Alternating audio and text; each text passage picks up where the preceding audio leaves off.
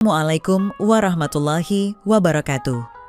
Saya Mbak Yayuk, pemilik sekaligus host di channel ini yang akan membawakan kisah nyata untuk kalian semua. Nah, cerita kali ini akan mengisahkan seorang wanita yang di malam pertama pernikahannya malah ditinggal pergi sang suami. Beruntung, pada kesempatan itu datanglah papa mertuanya dan inilah yang terjadi. Tolong anggap cerita ini hanya sekedar hiburan dan pelajaran saja. Dan jika ada kesamaan nama, tempat, dan kejadian, semua itu mungkin hanya kebetulan semata. Silahkan ambil sisi baiknya dan buang sisi buruknya. Oke, selamat menikmati vlog dan kumpulan cerita dan kisah nyata dari saluran Mbak Yayuk. Subscribe dulu biar sama-sama enak. Nah, sebelum mulai ceritanya, mari perkenalkan dengan tokoh utama dalam kisah ini, tapi semua nama akan disamarkan demi privasi. Fitri baru saja menjadi Nyonya Putra.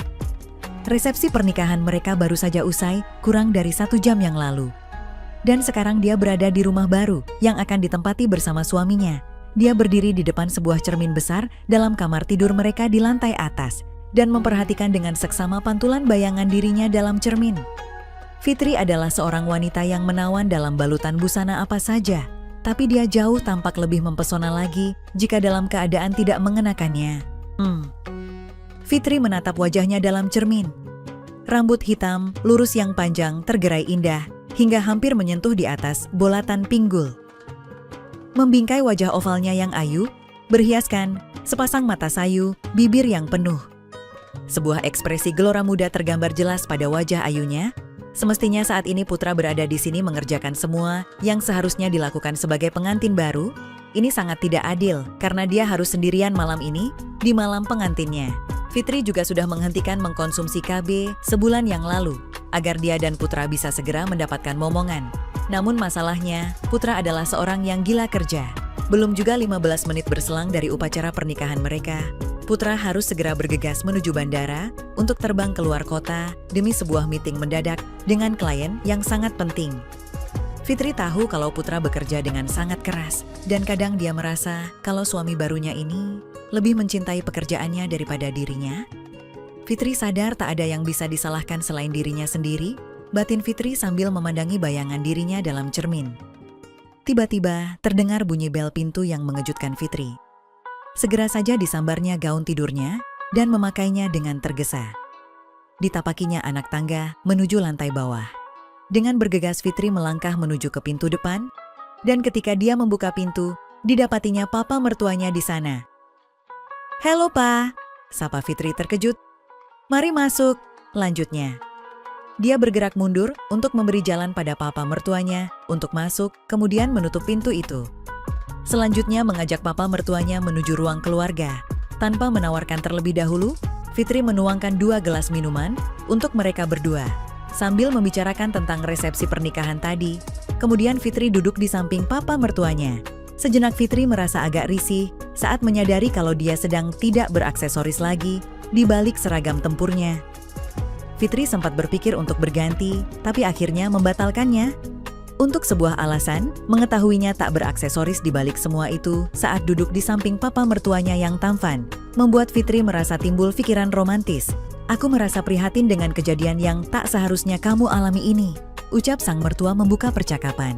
"Aku bisa apa, Pa?" Fitri mengangkat bahunya. "Mas Putra harus kerja?" lanjutnya dengan lirih. "Ya, tapi kan tidak di malam pernikahanmu juga. Tak ada pekerjaan atau klien yang layak untuk itu," sahut papa mertuanya. "Saya setuju itu, Pa," jawabnya lirih. "Harus aku akui kalau aku merasa kecewa pada anakku," ucap mertuanya. "Biarlah, apa yang sudah terjadi biar saja terjadi, Pa," jawab Fitri sedikit memaksakan nada suaranya terdengar riang. Dalam 30 menit berikutnya, mereka asyik berbincang tentang rumah peristirahatan papa mertuanya itu. Rumah baru yang terletak di pinggir danau dan baru dibelinya setahun belakangan semenjak bercerai dengan istrinya.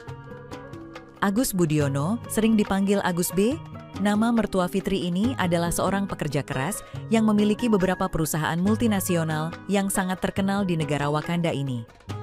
Setelah membuat perusahaannya tersebut menjadi sangat stabil, Agus memutuskan untuk pensiun dan menjalankannya dari balik layar. Di usianya yang sudah mencapai 54 tahun, hari tua Agus menjadi sangat terjamin. Mereka berdua sudah menghabiskan gelas ketiganya, dan Fitri mulai merasa agak tipis-tipis tipsi. Mungkin karena pengaruh dari apa yang diminumnya itu, tapi dia tak mampu mencegah dirinya untuk tidak memandangi wajah papa mertuanya yang tampan dengan seksama. Untuk pria matang seusianya, Fitri merasa betapa Agus memiliki daya tarik yang sangat besar, dan Fitri merasakan hal tersebut sudah sangat lama. Agus sangat gagah dan tinggi tegap dengan rambutnya yang berombak lebat, matanya yang setajam elang Indosiar selalu membuatnya seakan tenggelam ke dalamnya saat Fitri memandanginya. Sedikit uban yang menghiasi kepalanya menjadikannya semakin tampak matang sekaligus mempesona. Fitri selalu merasa ingin membelainya dengan jemarinya. Sang wanita ini menarik napas dalam-dalam lalu menghembuskannya dengan perlahan. Ada apakah denganku? Dia itu papa mertuaku, papanya Putra. Dan aku saat ini telah mengimajinasikan bagaimana rasanya kalau aku bisa dengannya. Batin Fitri. Disingkirkannya dengan segara pikiran itu dari benaknya. Tapi, sedetik kemudian, pikiran tersebut menyergapnya lagi, menggodanya dengan bayangan-bayangan yang tak seharusnya dia lamunkan. Berlawanan dengan kata hatinya, Fitri merasakan ada sesuatu mulai menajam di balik gaun tidurnya. Dirasakan oleh Fitri kala itu napasnya menjadi terengap-engap. Bagaimana jika dicicipinya air tersebut sedikit saja? Bagaimana jika dia mengarahkan pembicaraan ini ke topik seputar acara malam pengantin? Apakah papa mertuanya akan merasa jijik terhadapnya? Atas keberaniannya mengatakannya dengan jujur? Sudah susah payah aku mempersiapkan diri untuk malam ini, kata Fitri mulai menyelam ke dalam air itu. Aku tahu hal itu terlihat jelas, Fitri. Kamu terlihat sangat cantik di resepsi tadi, sahut papa mertuanya. Aku bercukur 1 jam sebelum resepsi agar kakiku jadi halus untuk Putra malam ini. Lanjut Fitri menyelam semakin ke dalam lagi. Yah, dia jadi... sangat rugi jadinya, ujar Agus. Putra, sangat senang kalau betisku dicukur halus. Fitri bisa merasakan suaranya sedikit bergetar saat dia memandang papa mertuanya. Fitri memutuskan untuk semakin maju, semakin berani. Fitri melihat Agus menarik nafas dengan sedikit sulit karena dari ucapan pancingan Fitri yang begitu jujur. Alisnya terangkat naik saat Agus meliriknya sekilas, lalu pandangannya menurun. Sesaat Fitri berpikir apakah dia telah melangkah terlalu jauh, tapi Agus hanya mengangguk dan kemudian tersenyum pada Fitri. Hati Fitri semakin mantap, karenanya dia pun sedikit menggeser posisi duduknya, hingga membuat itunya apanya, itu semakin naik jadinya. Apa papa suka dengan yang lemboet-lemboet? Aku rasa kita tak semestinya membicarakan ini, Fitri, ucap Agus dengan nervous. Tak ada orang yang akan tahu kok, Pa, ucap Fitri. Ya, tapi itu mengarah ke tempat yang... ucap Agus. Untuk beberapa saat, Fitri tak mampu berkata apa-apa. Dia sudah berkelakuan layaknya seorang wanita yang murahan di hadapan papa mertuanya, sudah mengucapkan kata-kata rayuan untuk mertuanya itu. Fitri malam itu sangat mendambakannya hingga membuatnya terlalu jauh hanya untuk mendapatkannya dari Agus papa mertuanya itu. Fitri jadi merasa malu akan dirinya sendiri. Dalam benaknya memutar dengan keras untuk mendapatkan sebuah alasan akan tingkah lakunya tadi. Fitri hanya berharap agar Agus mengabaikan ucapannya tadi dan memaafkannya. Tapi tiba-tiba saja saat pandangannya menyapu ke arah papa mertuanya, hampir saja Fitri menjerit terkejut begitu melihat sesuatu yang terlihat seperti Tugu Monas Mini. Dengan cepat Fitri memalingkan pandangan dan tersenyum sendiri. Fitri sadar kalau tindakannya tadi adalah salah, tidak seharusnya dia memancing papa mertuanya. Tapi dia tidak mampu mencegahnya, dia harus mendapatkannya dari beliau malam ini. Fitri kembali merubah posisi duduknya, hingga sekarang bersandar pada sandaran sofa itu. Tanpa mengucap sepatah kata pun, Fitri mengangkat kakinya dan... Bisakah papa merasakan kelembutannya? Agus pun tak mampu untuk melawan kenyataan bahwasanya dia sudah terbawa untuk mencicipi anggur dari cawan rayuan yang disuguhkan menantunya ini. Papa suka?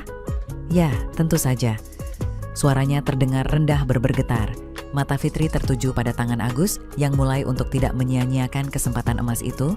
Buat Fitri, Agus menelan ludahnya dengan susah payah dan hanya mampu menatap mata menantu perempuannya. Seharusnya aku tak boleh melakukan ini, Fitri. Kamu adalah istri anakku.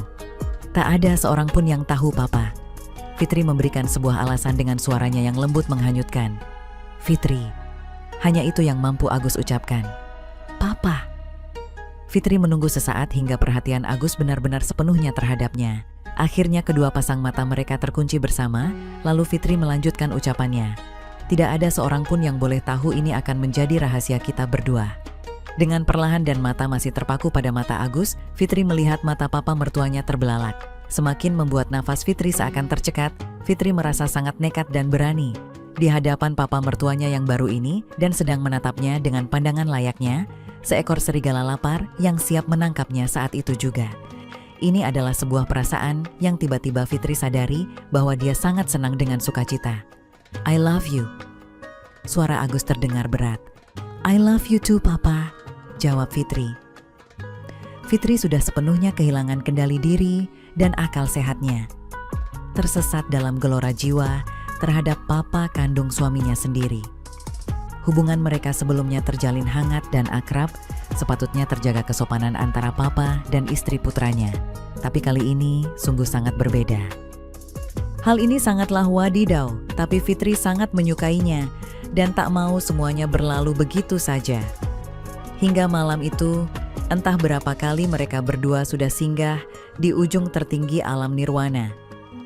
Sebuah perasaan emosional berdengung dalam kepala Fitri, dan dalam sekejap dia menyadari kalau kini memiliki dua orang lelaki dalam hidupnya. Benar atau salah, Fitri tahu kalau dia menginginkan keduanya. Anak dan orang tua ini dalam hidupnya untuk mencintai dan menyayanginya sepenuh hati, seperti apa yang dia rasakan terhadap mereka berdua. Sungguh malam pengantin yang sempurna, batinnya. Tidak ada rotan akar pun jadi, tidak ada anaknya, papanya pun jadilah. Tamat. Begitulah kisah menantu dan mertua yang sampai saat ini masih menjadi rahasia. Oke teman-teman, segitu dulu kisah ini. Semoga teman semua bisa terhibur ya. Mohon maaf sebelumnya, di sini tidak ada maksud untuk merusak moral. Tapi kita sebagai insan manusia yang penuh dosa, hanya ingin berbagi pengalaman saja, yang tentunya kami tidak menyarankan hal ini untuk ditiru ya. Terima kasih karena sudah mau mendengarkan kisah nyata ini. Sekali lagi, ambil baiknya dan buang buruknya, dan semoga hal seperti ini tidak akan pernah terjadi kepada kalian semua. Dan semoga kita semua dilindungi dari mara bahaya. Amin ya Rabbal Alamin. Sekian dan terima kasih. Sampai ketemu lagi di cerita-cerita selanjutnya. Jangan lupa like, comment, share, dan subscribe.